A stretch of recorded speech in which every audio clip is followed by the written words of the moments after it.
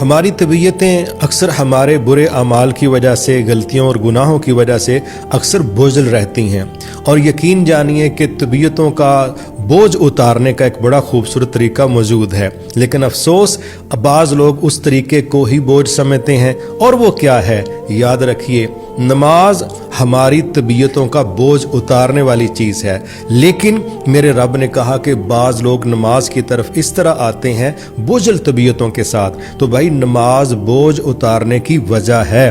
جب آپ نماز کو ہی بوجھ سمجھیں گے تو یہ نماز آپ کے بوجھ اتارنے کی وجہ نہیں بنے گی۔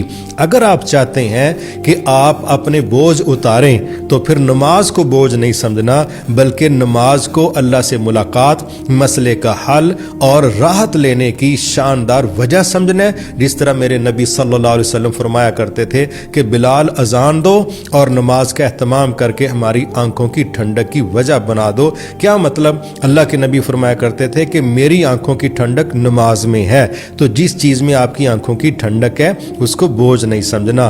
تو جو لوگ نماز کو بوجھ سمجھتے ہیں ان کے بوجھ نہیں اترتے، اور جو نماز کو بوجھ اتارنے کی وجہ سمجھتے ہیں تو وہ خوشی کے ساتھ، تیزی کے ساتھ، مسکراتے ہوئے وہ نماز کی طرف لپکتے ہیں، اور اس کی طرف ان کی طبیعت اندر سے مائل ہوتی ہے۔